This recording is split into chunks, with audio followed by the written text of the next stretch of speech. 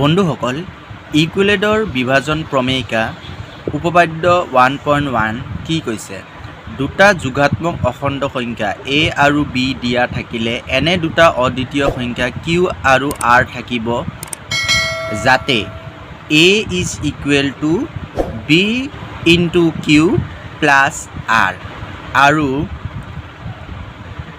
r যিটো হ'ব সেইটো শূন্যতকৈ ডাঙৰ বা শূন্যৰ সমান আৰু বিতকৈ সৰু হ'ব। ঠিক আছে, ইউক্লিডৰ বিভাজন প্ৰমেয়িকাই এইটো কৈছে যে এটো যিটো আছে এ সমান সমান কাৰ সমান হ'ব? বি ইনটু কিউ আৰু প্লাছ আৰ, আৰু যিটো আৰ থাকিব সেই আৰটো শূন্যৰ সমান বা শূন্যতকৈ ডাঙৰ হ'ব আৰু বিতকৈ সৰু হ'ব। এই সূত্ৰটো বুজিবলৈ হ'লে আমি আগৰ শ্ৰেণীত পঢ়িছিলোঁ যে ভাজ্য সমান সমান ভাজক পূৰণ ভাগফল পূৰণ বাকী। ভাজ্যটো হৈছে a, ভাজক হ'ল b আৰু ভাগফল হ'ল q আৰু যিটো বাকী আছে সেই বাকীটো হ'ব r। ঠিক আছে, আমি আগৰ শ্ৰেণীত এনেধৰণে পঢ়িছিলোঁ। ঠিক আছে, এতিয়া ছাপ'জ আমি যদি ছাপ'জ এনে আমি এটা সংখ্যা ল'লোঁ, ভাজ্য হ'ব 6 এটা ভাজ্য। ঠিক আছে, 6টোক আমি কিয়েদি হৰণ কৰিছিলোঁ? 2 দি হৰণ কৰিছিলোঁ। 2 দি হৰণ কৰি আমি ভাগফল পাইছিলোঁ 3, হয়নে? আৰু বাকী কি থাকিব? বাকী 0। আৰু যদি আমি 7 লওঁ, আৰু যদি আমি 7 লওঁ, 7 সংখ্যাটোক আমি যদি 2 দি হৰণ কৰোঁ তেনেহ'লে আমি ভাগফল পাম 3 আৰু বাকী ৰ'ব কিমান? 1। সেইকাৰণে কোৱা হৈছে যে যিটো r মানে যিটো বাকী সেইটো হয়তো শূন্যৰ সমান হৈছে বা শূন্যতকৈ ডাঙৰ হৈছে, হয়নে? 0 আৰু 1 তে 1 যিটো সংখ্যা আছে সেইটো আপোনাৰ 1 যিটো সংখ্যা আছে সেই সংখ্যাটো শূন্যতকৈ ডাঙৰ, সেইকাৰণে গ্ৰেটাৰ দেন 0 বা শূন্যৰ সমান হৈছে। ঠিক আছে, এতিয়া এই সূত্ৰটোৱে এইটো বুজাইছে যে যিটো a থাকিব, a এটা যিকোনো এটা যোগাত্মক অখণ্ড সংখ্যা, আৰু সেই অখণ্ড সংখ্যাটো কেনেকৈ ধৰণে থাকিব? এটা ভাজক মানে b আৰু ভাগফল দুইটাই পূৰণ কৰি প্লাছ বাকী যিটো থাকিব সেইটো বাকীৰ সমান হ'ব। ভাজ্যটো কাৰ সমান হ'ব? মানে যোগাত্মক অখণ্ড সংখ্যাটো কাৰ সমান হ'ব? ভাজক আৰু ভাগফল পূৰণ কৰি তাৰ লগত বাকী যোগ কৰিলে তাৰ সমান কি হ'ব? ভাজ্য হ'ব। চ' এইটোৱে হৈছে ইউক্লিডৰ বিভাজন প্ৰমেয়িকা। এতিয়া ইউক্লিডৰ বিভাজন প্ৰমেয়িকা আৰু ইউক্লিডৰ বিভাজন কলন বিধি তাৰ মাজত প্ৰভেদ কিছুমান আছে। ইউক্লিডৰ বিভাজন কলন বিধিটো হৈছে কোনো দুটা যোগাত্মক অখণ্ড সংখ্যাৰ আমি যদি গসাগু ওলাব লাগে তেনেহ'লে আমি ইউক্লিডৰ বিভাজন প্ৰমেয়িকা ব্যৱহাৰ কৰি আমি ইউক্লিডৰ কলন বিধিটো আমি প্ৰয়োগ কৰিব পাৰোঁ। আমি ইউক্লিডৰ কলন বিধি প্ৰয়োগ কৰিবলৈ হ'লে আমাৰ ইউক্লিডৰ বিভাজন প্ৰমেয়িকা যিটো সূত্ৰ আছে সেইটো আমি ব্যৱহাৰ কৰিম, আৰু তাৰ কাৰণে কিছুমান ষ্টেপ আছে। ষ্টেপ বাই ষ্টেপ আমি সেইখিনি কৰিব লাগিব। ষ্টেপ হৈছে 1 হৈছে যদি আমি দুটা যোগাত্মক অখণ্ড সংখ্যা a আৰু b লওঁ, ঠিক আছে, a আৰু b ইউক্লিডৰ বিভাজন প্ৰমেয়িকা প্ৰয়োগ কৰি তেতিয়া আমি পূৰ্ণ সংখ্যা q আৰু r পাম।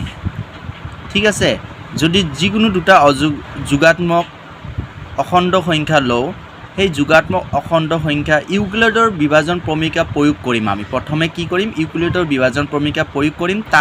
তেতিয়া আমি কি পাম? q আৰু r পাম, পূৰ্ণ সংখ্যা পাম q আৰু r, আৰু তাতে আমি সূত্ৰটো ব্যৱহাৰ কৰি দিম। কি হ'ব? a সমান সমান কি হ'ব? যিটো a হ'ব সেইটো a কাৰ সমান হ'ব? b আৰু q।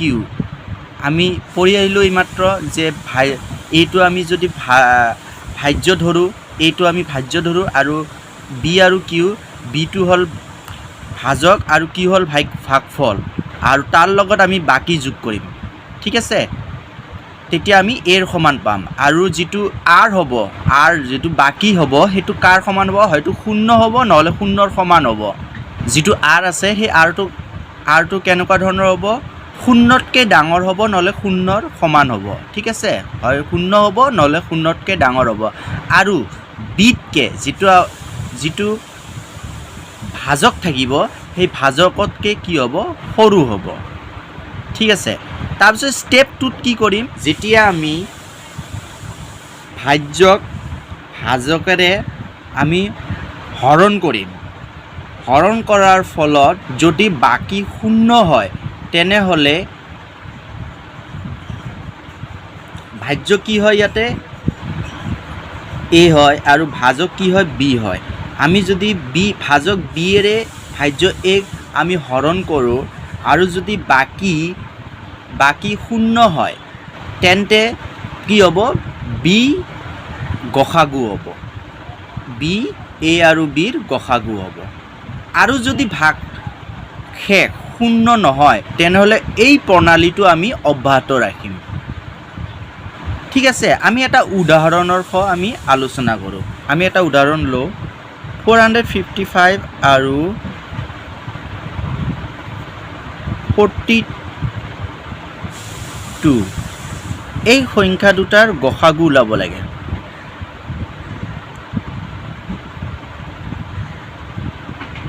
গসাগু কি হ'ব, 455 আৰু 42ৰ গসাগু কি হ'ব। এতিয়া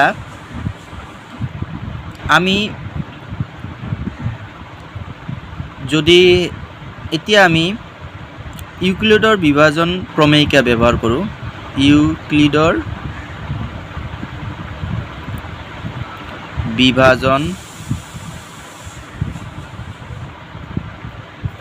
প্ৰমেয়িকা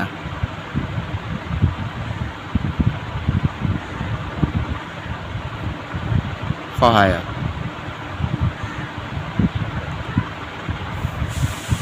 455 আৰু 42ৰ যিহেতু 455টো গ্ৰেটাৰ দেন 442,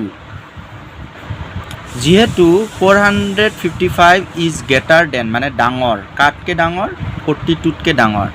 এতিয়া আমি ইউক্লিডৰ বিভাজন প্ৰমেয়িকাৰ সহায়ত কি হ'ব, আমাৰ 455 ইজ ইকুৱেল টু 42। এতিয়া 42ৰ লগত আমি কি পূৰণ কৰিম, কৰি কেনে কি যোগ দিম, কিবা এটা সংখ্যা যোগ দিব লাগিব। বাকী সেইটো আমি ইয়াতে হৰণ কৰি চাওঁ। 455ক আমি 42 দি হৰণ কৰোঁ। 455 আৰু 42 আমি যদি 10 বাৰ দিওঁ কি হ'ব, 10 বাৰ দিলে হ'ব, 10 বাৰ দিলে আমাৰ হ'ব 420 হ'ব। ঠিক আছে, 420 হোৱাৰ পিছত কি ৰ'ব, 35 ৰ'ব, হয়নে? তে আমাৰ ইয়াতে এইখিনিলৈ কৰিলোঁ।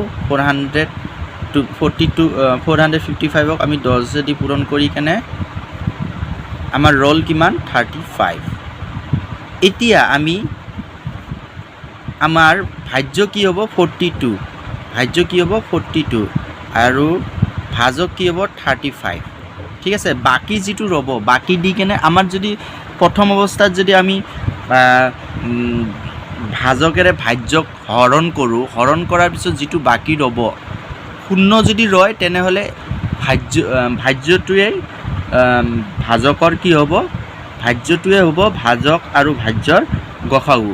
যদি বাকী ৰয় সেই বাকীটো দি কেনে মানে ভাগশেষটো দি কেনে আকৌ আমাৰ অন্তিম যিটো ভাজ্য হ'ব তাক আমি হৰণ কৰিম। তে আমাৰ ইয়াৰ বাকী কি ৰ'ল, বাকী ৰ'ল 35। এতিয়া 35 অন্তিম ভাজ্য, লাষ্ট ভাজ্য হ'ল 42, সেই 42ক আমি হৰণ কৰিম। এতিয়া 35 আমি যদি 42ক আমি হৰণ কৰোঁ কি পাম, 35 42ক আমি হৰণ কৰিলে কেইবাৰ দিম, আমি একবাৰ দিম। একবাৰ দিলে কি হ'ব, 35, একবাৰ দিলে 35 হ'ব হয়নে তে ঠিক আছে একবাৰ দি দিলোঁ 35 তে আমি 35ৰ লগত এক ইয়াতে আমাৰ কি ৰ'ব 7 ৰ'ব আৰু আমাৰ 7 ৰ'ব মানে ইয়াৰ পৰা এক ধাৰ কৰি ল'লোঁ 42 ইয়াতে এক ধাৰ কৰি ল'লোঁ 12 হ'ল 12 পৰা 5 গ'লে 7 থাকিব আৰু ইয়াতে 3 থাকিব 3 পৰা 3 গ'লে 0 হ'ব সো আমি 7 লিখিম তে আমাৰ বাকী ৰ'ল 7 তেনেহ'লে আমাৰ কেইবাৰ পূৰণ দিলোঁ একবাৰ পূৰণ দিলোঁ সো 35ৰ লগত এক পূৰণ কৰি দিলোঁ বাকী ৰ'ল 7 এতিয়া ভাগশেষ কি পালোঁ আমি 7 পালোঁ ভাগশেষ 7 পালোঁ আৰু আমাৰ ভাগফল 1 আৰু ভাজ্য কি হ'ল 35 এতিয়া আকৌ ভাজ্যটোক আমি ভাগশেষেদি হৰণ কৰিম ভাজ্য কিমান হ'ল 35 এতিয়া ভাগশেষ কিমান 7 নেদি 35ক হৰণ কৰিম কিমান বাৰ যাব 5 বাৰ যাব আৰু ভাগশেষ থাকিব 0 এতিয়া যদি আমি 7 দি 35ক হৰণ কৰোঁ আমাৰ কেইবাৰ যাব 5 বাৰ যাব 5 বাৰ যাব আৰু ভাগশেষ কিমান থাকিব ভাগশেষ থাকিব 0 ভাগশেষ থাকিব 0 সো আমাৰ নিৰ্ণয় গসাগু কি হ'ব অন্তিম মই যেহেতু কৈছোঁ অন্তিম যিটো ভাজ্য থাকিব অন্তিম ভাজ্য কোনটো হ'ব 7 হয়নে 7 টো অন্তিম ভাজ্য তেনেহ'লে এতেকে 45 আৰু 42ৰ নিৰ্ণয় গসাগু নিৰ্ণয় গসাগু কিমান হ'ব 7 এইটো এনসাৰ আমাৰ যদি প্ৰথম অৱস্থাটোই যদি ভাগশেষ 0 হয় তেনেহ'লে গসাগু ভাজ্যটোৱে দুইটাৰে মানে ভাজক আৰু ভাজ্যৰ গসাগু হ'ব মানে এইটো যদি এ ধৰোঁ আৰু এইটো যদি বি ধৰোঁ তেনেহ'লে বিটোৱে এ আৰু বিৰ গসাগু হ'ব আৰু যদি আমাৰ বাকী ৰয় তেনেহ'লে আমাৰ ভাগশেষ 0 নোহোৱালৈকে আমি ভাগশেষেদি ভাজ্যক হৰণ কৰি গৈ থাকিম ঠিক আছে এই প্ৰক্ৰিয়াটোৱে হৈছে ইউক্লিডৰ কলন বিধি আৰু আমি ইউক্লিডৰ কলন বিধি কাৰ কোনটো প্ৰয়োগ কৰি কেনে আমি ইউক্লিডৰ কলন বিধি কৰিলোঁ ইউক্লিডৰ প্ৰমেয়িকাৰ সহায়ত ইউক্লিডৰ বিভাজন প্ৰমেয়িকাৰ সহায়ত আমি ইউক্লিডৰ কলন বিধিটো আমি প্ৰয়োগ কৰি কেনে আমি কি কৰিলোঁ গসাগু উলিয়ালোঁ অনুশীলনী আমি 1.12 কৰিম এতিয়া অনুশীলনী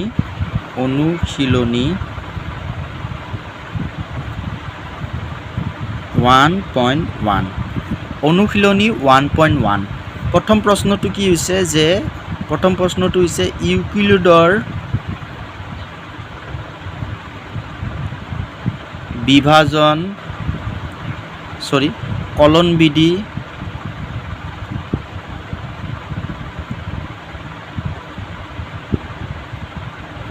ব্যৱহাৰ কৰি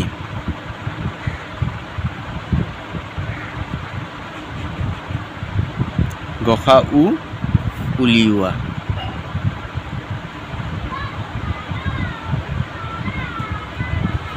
ইউক্লিডৰ কলন বিধি ব্যৱহাৰ কৰি গসাগু উলিওৱা প্ৰথম প্ৰশ্নটো কি কৈছে 135 আৰু কি হয় 225 এতিয়া আমাৰ ইয়াৰ গসাগু উলিয়াব লাগে কোনটো প্ৰয়োগ কৰি কিনে ইউক্লিডৰ কলন বিধি এইমাত্ৰ আমি ইউক্লিডৰ কলন বিধি শিকি আহিছোঁ তে ইউক্লিডৰ কলন বিধি ব্যৱহাৰ কৰি কিনে আমি গসাগু উলিয়াম সমাধান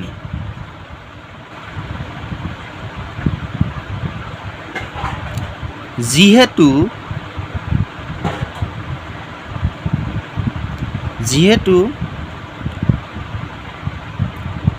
225 is greater than 135 হয়নে নহয় greater than মানে ডাঙৰ 225 to 135 তকৈ ডাঙৰ হয় এতেকে ইউক্লিডৰ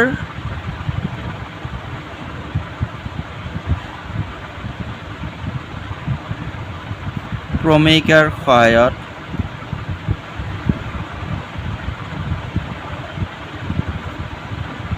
ইউক্লিডৰ প্ৰমেয়িকাৰ সহায়ত কি আছিলে a is equal to b into q plus R, য'ত আৰ কি হয়, য'ত R is greater than and equal to 0 and less than B. ঠিক আছে, এতিয়া আমি কি কৰিম, আমি এই প্ৰমেয়িকাটো ইয়াতে লিখি ল'ম। প্ৰমেয়িকাৰ মতে আমাৰ এ কি হ'ব, এ হ'ব 1, এ হ'ব আমাৰ কিমান, এ হ'ব 225 ইজ ইকুৱেল টু বি কি আছিল, বি হ'ব 135 ইনটু কিউ কি হ'ব, কিউ হ'ব ভাগফল। তে আমি ভাগফলটো ওলাই লওঁ, আমি যদি 135 দি 225ক হৰণ কৰোঁ, কেইবাৰ দিম আমি, একবাৰ দিম, একবাৰ দিলে কি হ'ব 135 হ'ব 0, 2ৰ পৰা 3 যায় নাযায়, 2ৰ পৰা 3 নাযায়, ইয়াৰ পৰা 1 ধাৰ কৰিলে 12, আমাৰ ইয়াতে কি হ'ব 9 হ'ব। এতিয়া মানে 90 হ'ল, বা বাকী কি ৰ'ল 90, হয়নে? তে আমাৰ ইয়াতে কিমান হ'ব, ভাগফল কি হ'ল 1, হয়নে? আৰু বাকী কি ৰ'ল 90, হয়নে? নেক্সট আমাৰ এতিয়া আকৌ 90 দি কেনে আমি কি কৰিম, যিটো ভাগশেষ হয়, ভাগশেষেদি অন্তিম যিটো ভাজ্য থাকিব, ভাজক থাকিব, তাক আমি হৰণ কৰিম। তাৰমানে আমাৰ 135 হ'ব কি হৈ যাব, ভাজ্য হৈ যাব, যিটো ভাজক থাকিব সেইটো ভাজ্য হৈ যাব। 135ক আমি 90 দি হৰণ কৰিম। 135ক যদি আমি 90 দি হৰণ কৰোঁ কিমান হ'ব, 135ক 90 দি হৰণ কৰোঁ, আমি কেইবাৰ দিম, ইয়াতে যদি আমি একবাৰে দিম, ইয়াতে একবাৰে দিম, তেতিয়া কি হৈ যাব 90। ঠিক আছে, তে আমাৰ কি হ'ব, 5ৰ পৰা 0 গ'লে 0, 5 5ৰ পৰা 5, আৰু 13ৰ পৰা 9 গ'লে কি হ'ব 4, 45। তাৰমানে আমাৰ ভাগশেষ কি ৰ'ল 45, আৰু ভাগফল কি পালোঁ 1, হয়নে? ভাগফল 1, আৰু ভাগফল 1 হ'ল, আৰু ইয়াতে বাকী হ'ল 45, হয়নে? এতিয়া আকৌ ইয়াৰে ভাজ্য কি হৈ যাব, 90টো ইয়াৰ ভাজকটো ভাজ্য হৈ যাব, 90 হৈ যাব। আৰু আমাৰ ভাজক কোনটো হ'ব, ভাগশেষ যিটো থাকিব সেইটো ভাজক হৈ যাব। এতিয়া 45 দি আমি 90 হৰণ কৰিলে আমাৰ কেইবাৰ যাব, 90ক যদি 45 দি হৰণ কৰোঁ 2বাৰ যাব, হয়নে? 90ক 45 দি হৰণ কৰিলে আমাৰ কেইবাৰ যাব, 2বাৰ যাব। তে আমি 2 পূৰণ কৰিলে কি লাষ্টত কি ৰ'ব, 0 ৰ'ব। 2 পূৰণ কৰিলে আমাৰ লাষ্টত 0, মানে বাকী 0 ৰ'ব। তে আমাৰ নিৰ্ণয় গসাউ কি হ'ব, নিৰ্ণয় গসাউ কি হ'ব, নিৰ্ণয় গসাউ 45। কিয় 45 হ'ল, আমি কৈছিলোঁ যিটো অন্তিম গসাউ থাকিব, আমি কৈছিলোঁ যে যিটো অন্তিম ভাজক যিটো থাকিব সেইটোৱে হ'ব নিৰ্ণয় গসাউ। এতিয়া আমি 2 নম্বৰটো কৰিম। 1ৰ 2 নম্বৰটো কি আছে, 196 আৰু 38,220। এতিয়া সমাধান কৰিম।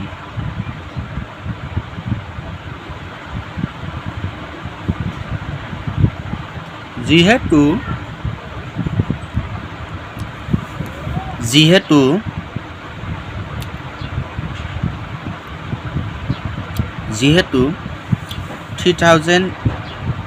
38,220 is greater than 196, এতেকে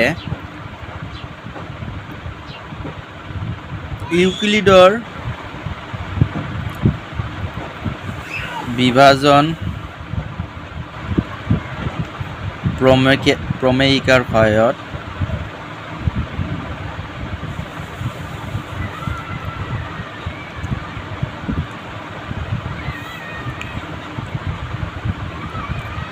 কি আছিলে, A is equal to BQ plus R, আৰু যিটো R আছে সেইটো কি হ'ব গ্ৰেটাৰ দেন বা ইকুৱেল টু 0 আৰু লেছ দেন বি। এতিয়া আমি কি কৰিম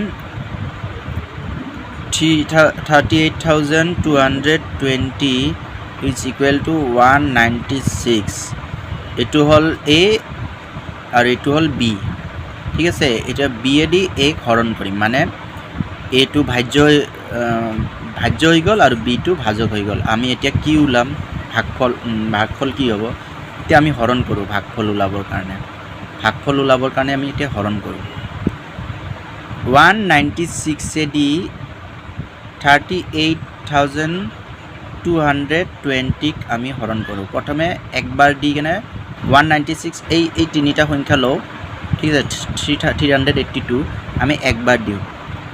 একবাৰ দিলে কি হ'ব 196 একবাৰ দিয়াৰ পিছত 196 আমি বিয়োগ কৰি দিওঁ 12ৰ পৰা 6 গ'লে কিমান থাকিব 6 ইয়াতে 7ৰ পৰা 9 নাযায় ইয়াৰ পৰা 1 ধাৰ কৰিলেও কি হ'ব 17 হৈ যাব 17ৰ পৰা 9 গ'লে কি হ'ব 8 আৰু ইয়াতে কি হ'ব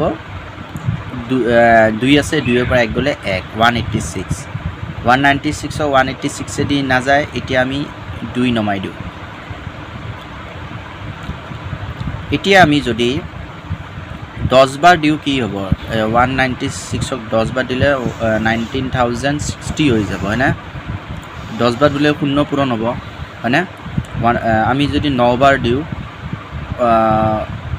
9 বাৰ দিওঁ আমি 9 বাৰ দিলে আমি কি হ'ব 9 বাৰ দিলে আমি 196ক 9 দি পূৰণ কৰিলে কি হ'ব 6 9 54 4 হাতত 5 9 9 81 আছে 86 6 হাতত 8 9 9 8 17 তাৰ মানে কি হ'ব 1764 হয়নে 9 বাৰ দিলোঁ আমি 1764 বিয়োগ কৰি দিওঁ আমি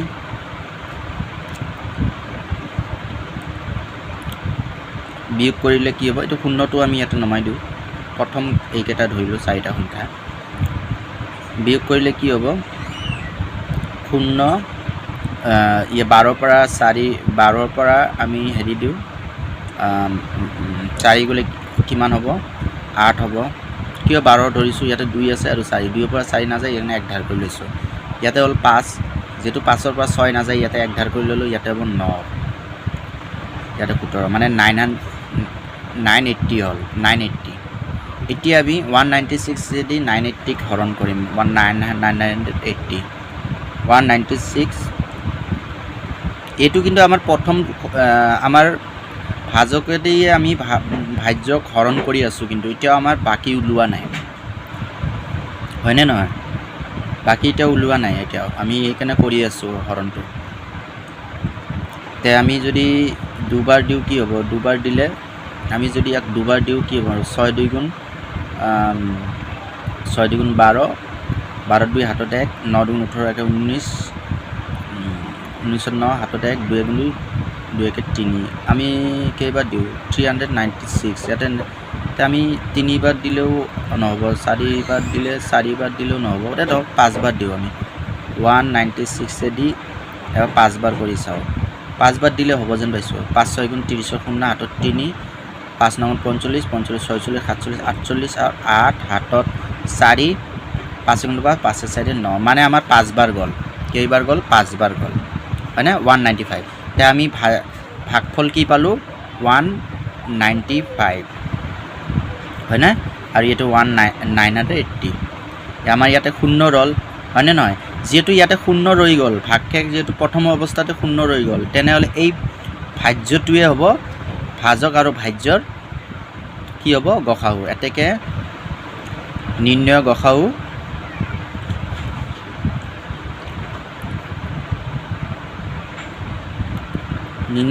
কি হ'ব 196 এতিয়া আমি নেক্সট কুৱেশ্যনটো লৈ যাওঁ 3 নম্বৰ কুৱেশ্যনটো হৈছে একৰ 3 নম্বৰ কুৱেশ্যনটো হৈছে 867 আৰু 255 সমাধান যিহেতু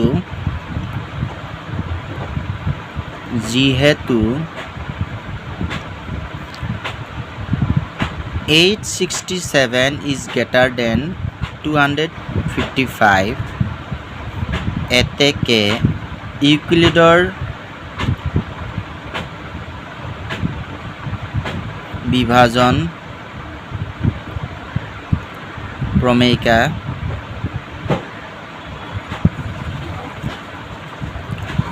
ব্যৱহাৰ কৰি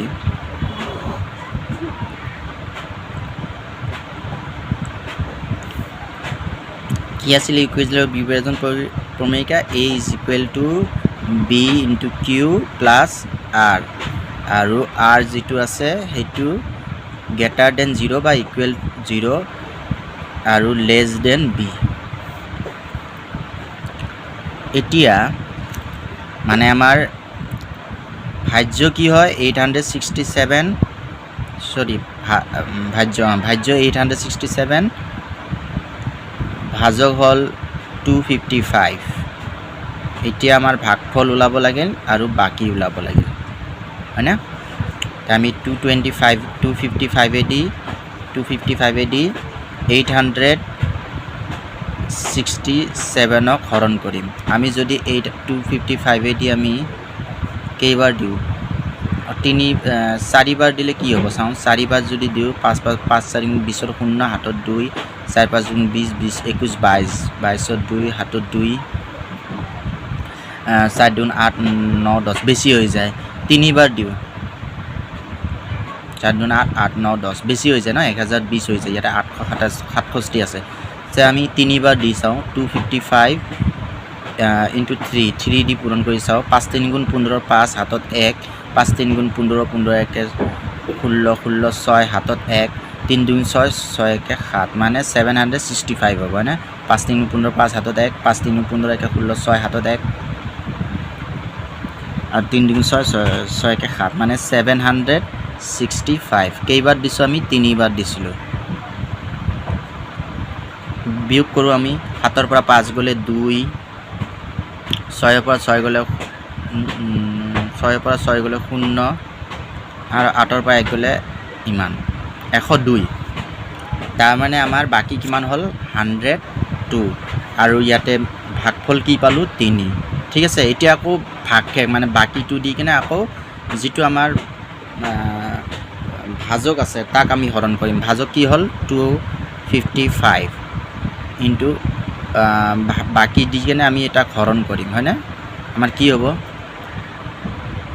মানে 255 ক যদি আমি 102 এদি হৰণ কৰো এক দুবাৰ দিলে কি হ'ব 255 দে এটো 255 ক আমি দুবাৰ দি চাও 102 আমি 2 পূৰণ কৰি দিলে কি হ'ব 2 2 গুণ 4 2 0 গুণ 0 আৰু 2 গুণ 2 মানে 204 হয় দুবাৰ দিলে 204 হৈ যায় তিনিবাৰ দিলে বেছি হৈ যায় দুবাৰ দিও আমি দুবাৰ দিও 204 পালো 204 পালো তেতিয়া আমাৰ কিমান ৰব 204 হলে কিমান ৰব এক ৰল ইয়াতে আৰু ইয়াতে কিমান ৰব 51 হয়নে তা আমাৰ বাকি হল আমাৰ কিমান বাকি পালো আমি 51 আৰু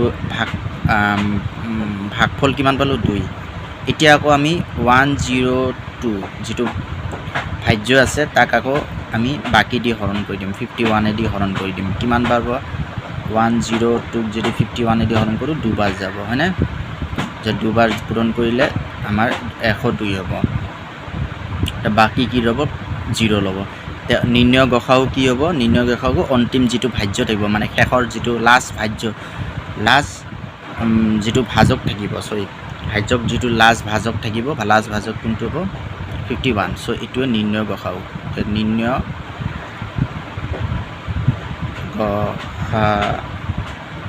নিৰ্ণয় গসাও 51 তে আজিলৈ ইমানতে শেষ কৰিছো নেক্সট আমি ভিডিঅত শেষৰ অংকখিনি কৰিবলৈ চেষ্টা কৰিম মানে আজি 1 নম্বৰ কোৱেশ্চন এনসাৰখিনি কমপ্লিট কৰিলোঁ 1 নম্বৰ অনুশীলনী 1.1 একৰ কোৱেশ্চন এনসাৰখিনি সমাপ্ত কৰিলোঁ তেনে নেক্সট আমি 2 3 4 5 অংকখিনি কৰিবলৈ চেষ্টা কৰিম তে আজিলৈ আহিছোঁ তোমালোকে যদি মোৰ এই চেনেলটো এতিয়াও সাবস্ক্ৰাইব কৰা নাই তেনেহলে এতিয়াই সাবস্ক্ৰাইব কৰি লোৱা আৰু বেল আইকনৰ অল অপশনটো চয়েস কৰি ৰাখা যাতে মই যিকোনো ভিডিঅ' অংক ৰিলেটেড যিকোনো ভিডিঅ' আপলোড কৰিলে তোমালোকে নটিফিকেশ্যন পাই যোৱা ঠিক আছে আজিলৈ আহিছোঁ